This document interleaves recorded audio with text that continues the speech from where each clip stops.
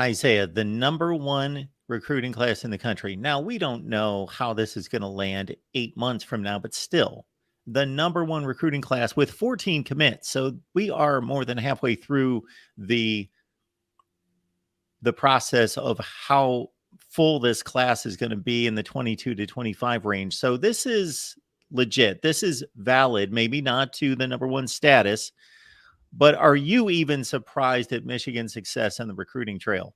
Well, where I'm mostly surprised is that generally Michigan isn't filling up its class like this at this point. Michigan tends to put the onus of its recruiting efforts into June and July. They have a couple big weekends usually in June. They try to have like one really big weekend in June, and they tend to try to make like a week out of it. And they've had I remember in 2019 in particular, they had a big weekend, and I thought, all right, I have time. I can go and do a long hike. And I wrote literally 3 commitment stories while I was on said hike, because that's generally how they've done it. They funneled it through that into the barbecue in the big house in July. And now I think they learned from last year in a lot of ways, because last year it was kind of this. Well, let me take a quick step back and say, on the podcast for every single year at this time of year, I'm usually talking people off of a cliff, because Michigan fans are usually sitting there saying like, why are we 20th? Like, what is going on? Why is this not going well? Why is recruiting not going well? And I say every single year, just wait on it. Wait, because you know how this is going to go. Come July, you're not going to be having those same conversations. You're going to be celebrating the guys that Michigan actually has. Well, I think last year was something of a wake-up call, I think, for the program, because it didn't have that. I was saying the same thing, and they really kind of limped into the season, because I think people were waiting, as far as recruits were concerned, waiting to see what Michigan was going to do as a follow-up year. As much as they had won the Big Ten and beaten Ohio State and went to the college football playoff, a lot of people could write that off as a one-off. I mean, we've seen one-offs before, but Jim Harbaugh flirting with the NFL, all those different things kind of converged. And I think that that had a negative effect on the 2023 class. So I think coming into 2024, they laid a lot of more early groundwork considering that. And that's where you're starting to see a lot of this paying off a little bit earlier. Now, will they finish number one overall? I highly doubt it, because I think you in this day and age, you probably need anywhere upwards of 3 5-stars, sometimes more than that, to be able to have that number one class. I kind of went back the last couple of days and looked, and while there are some that maybe have like 3 5-stars, I think that's kind of a minimum. We've seen some like Georgia and Ohio State have 7 in certain classes, and that's and sometimes you have the number one and number two are separated by how many 3-stars they have, because you have so many guys at the top that are that highly rated. I don't know that Michigan's going to get in a lot more 5-stars, maybe 1 or 2, right? Like there's a couple guys on their board, Justin Scott, the defensive tackle out of Illinois, or Dylan Stewart from Washington, D.C., who's the top edge rusher. Those guys are ones that you would look at and say, maybe those are somewhat long shots. I kind of likened it to the opposite. Michigan's doing a lot of the George Costanza-ing, of doing the opposite of what they normally do. And normally you hear a lot more of those types of names early, and say, oh, Michigan's got all the momentum for that guy. And then come signing day, a Nicholas Harbor type ends up signing elsewhere, right? So I think that Michigan is being smarter of getting those more high profile guys in that they can get now. Being able to get Jaden Davis, because I think it's a little bit different with a 5-star quarterback, going in and locking up all the more high end 4-stars that they can as early as they can.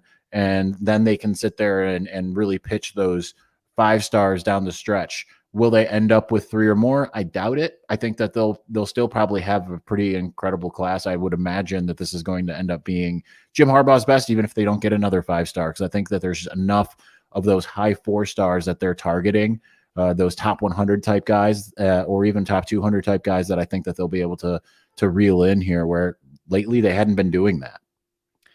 The 2 most recent, of course, the tight end out of Michigan, the second-rated tight end in the country, Brady Prieskorn, and then Gerard Smith coming in the last couple of days out of Connecticut as a defensive lineman.